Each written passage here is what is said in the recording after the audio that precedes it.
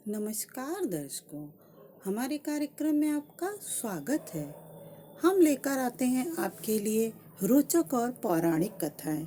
आज हम आपके लिए भगवान विष्णु की ऐसी ही एक कथा लेकर आए हैं।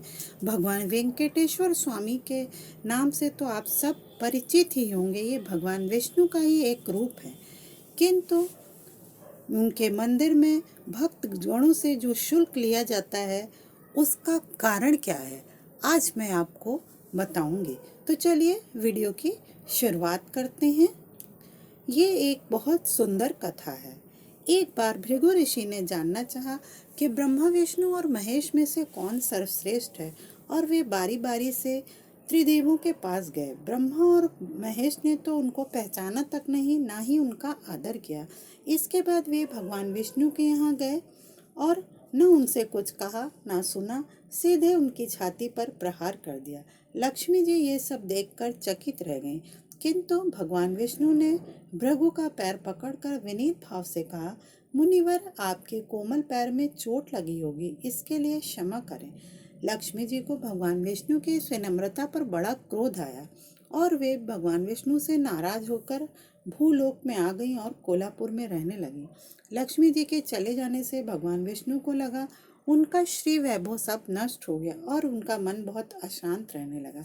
वे लक्ष्मी जी को ढूंढने के लिए श्रीनिवास के नाम से भूलोक आए और घूमते घूमते वेंकटाचल पर्वत क्षेत्र में बकुला माई के आश्रम में पहुंचे और वहीं रहने लगे।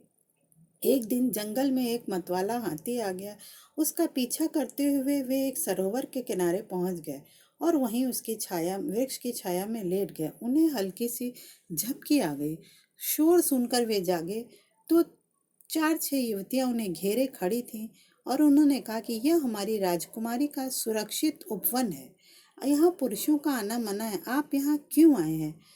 श्रीनिवास कुछ जवाब देते इससे पहले ही उन्होंने राजकुमारी पद्मावती को वृक्ष की ओर से झांकते देखा और वे उन्हें देखते ही रह गए और उन्होंने कहा, देवी, मुझे पता नहीं था, मैं शिकार का पीछा करते हुए यहाँ आ गया था, मुझे क्षमा करिए। और उस दिन के बाद से वे बहुत उदास रहने लगे। जब बकुला माई ने उसका कारण पूछा तो उन्होंने पद्मावती से भेंट की सब कथा कह सुनाई और कहा कि मैं उन्हीं से विवाह करना चाहता हूँ। बकुला माई ने कहा कि वह प्रतापी नरेश आकाश राज की बेटी है, तुम कहाँ एक कुल गोत्रहीन युवक हो। श्रीनिवास बोले, अगर आप मेरा साथ दें तो मैं उससे विवाह कर सकता हूँ। और उन्होंने एक ज्योतिष जानने वाली औरत का वेश बनाया और राजमहल पहुंच गए। वहां उन्होंने राजकुमारी का हाथ देखकर उनकी माँ से बताया कि उसी युवक से इसका विवाह होगा जिससे इसकी भेंट उद्यान में हुई थी।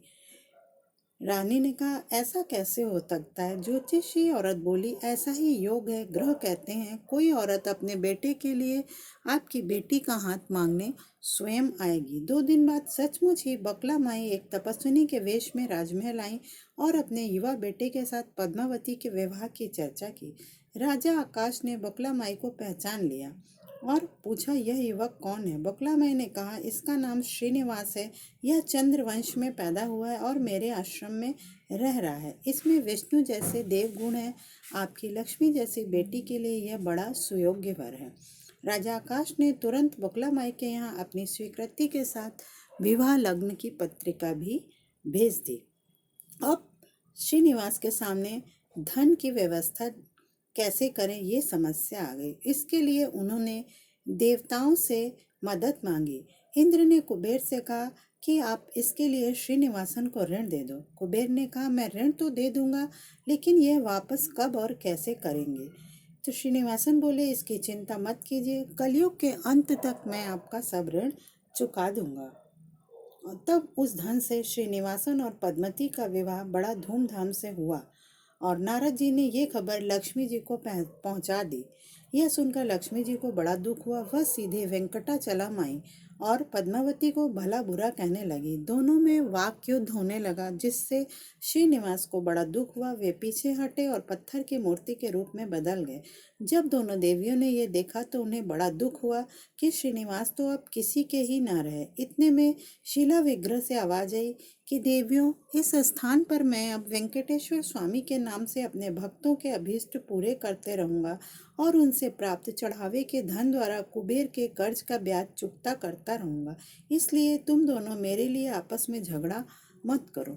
यह वाणी सुनते ही लक्ष्मी जी और पद्मावती दोनों ने सिर झुका लिया। लक्ष्मी जी कोल्हापुर आकर महालक्ष्मी के रूप में प्रतिष्ठित हो गईं और पद्मावती त्रिनाचुर में शिला विग्रह हो गई। आज भी तिरुपति क्षेत्र में तिरुमला पहाड़ी पर भगवान वेंकटेश्वर स्वामी के दर्शन हेतु भक्त गणों से इसी भाव से शुल्क लिया जाता है।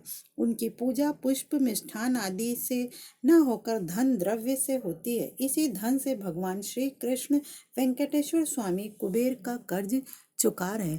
तो दर्शकों, ये थी भगवान वेंकटेश्वर के कुबेर का कर्ज चुकाने की कथा। आपको कैसी लगी कमेंट बॉक्स में कमेंट करके हमें अवश्य बताइएगा। ऐसी ही रोचक कथाओं के साथ मैं आपसे अगले वीडियो में फिर मिलूंगी। तब तक के लिए मुझे आज्ञा दीजिए। जय श्री हरि। ओम नमो नारायणाय नमः।